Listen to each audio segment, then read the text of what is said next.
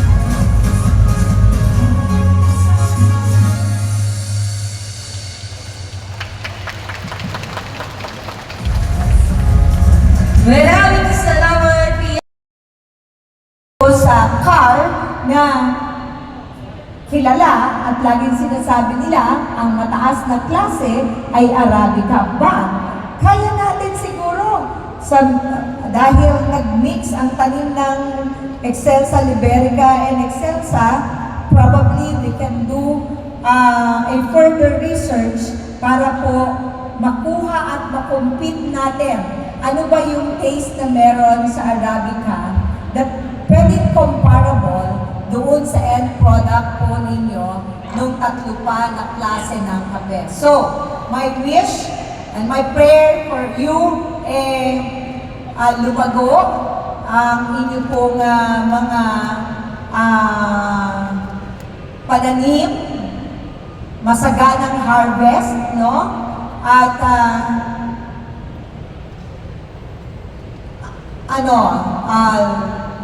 kumita ng malaki doon sa inyong pinuproduce. Kasi pag mag-interview ako, sabihin nila, sakto lang po maibili ng langis, maibili ng sugar, maibili ng sabong panglaba, things like that, no? But gusto natin more than that, no? Yun din ang pangarap ko. So, kasabay nyo, meron pa kayong iba pang gawin, no? So, ako din, gumagawa din ako. Hindi lang ako naging successful sa coffee.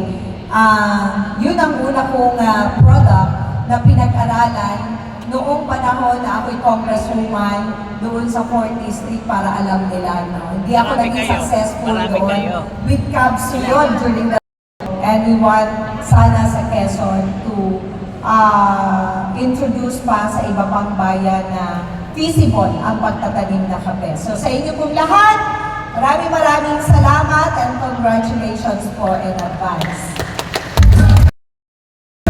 Honorable Doctora Governor Helen Tan. Now at this point in time, we would like to request the presence of our partner agencies. Ngayon din po ang ating mga partisipante, visitors, guests, magsitayo na po ang lahat. Sabay-sabay na tayong gumising o magising. Oo, kanina pa nila ito nire-request Dadamo na po tayo sa ating ceremonial coffee toast. Sa aming pong hudyat, sabay-sabay po natin iinumin ang kape. Dito kasi sa Quezon Partner, iba yung pampainit namin na tradisyonal Yung tradisyonal na Cagayan ritual ng lambanog. Ngayon naman, ang pinamimigay na po natin, ito din pampainit. Pero kape naman this time. Meron na po mga kape ang ating mga kasamahan. Pakitaas po ang ating mga kape. Yan, konti na lang at lahat ng mga Ayun yun, no? Yan na kayo. Dahil ako, ayun na. Sige po, let's wait for the others. Go ahead, get your coffee po. There you have it. Pakitaas na po inyong mga kape. And once again, ito po ay para sa mas mainit pang samahan ng buong kalabaso ng iba't ibang ahensya, partner exhibitors para sa success ng ating pong industriya ng kape. Everybody, sabay-sabay po natin tagapin ang mainit na kape! Cheers! Cheers po bang ibigay Cheers na dapat po, ng kape? cheers! Cheers pa rin daw, cheers! Yan, habang humihigop ng kape yung ating mga kasamahan, nais natin i-acknowledge at pagdiin ang ating iba't ibang municipal at city agriculturists mula sa reyon ng Calabarzon na kasama din natin ngayong umaga. Good morning po sa inyo. The provincial agriculturist partner, provincial agriculturist po ng bawat lalawigan sa Calabarzon. Ganyan din po ang kanilang mga municipal mayors or city mayors. Welcome po sa ating pagdiriwang.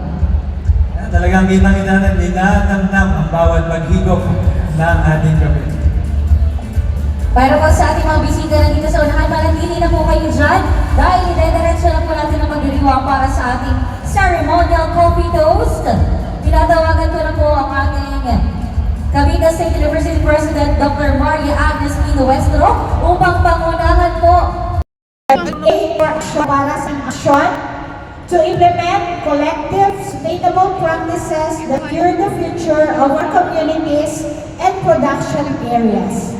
P is for professionalism or professionalismo to strategically champion our unique heritage and market the unparalleled flavor of local coffee. E is for excellence or kahusayan, to consistently deliver high-quality results with efficiency and purpose.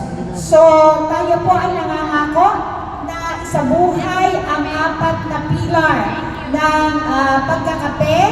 K, knowledge. A, action. P, professionalism. E for excellence. So muli po, tayo ay mangako para sa ikauunlad ng industriya ng kape. Marami pong salamat.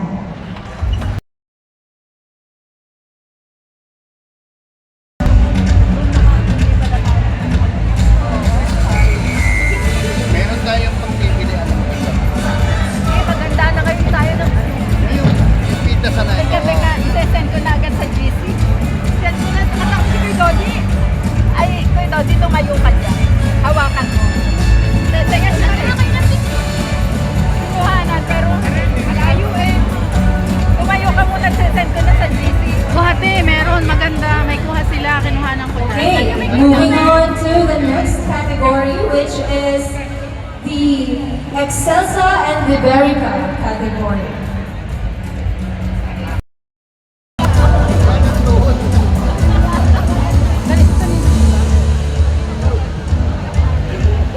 Sa'yo to? Sa inyo to, kuya? Hindi daw po. Ilagay na natin dyan sa ilalim.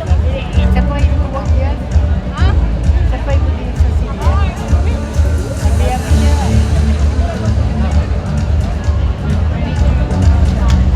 The next finalist goes to... And once again, Adana Agriculture Cooperative Candelaria Quezon, Amelita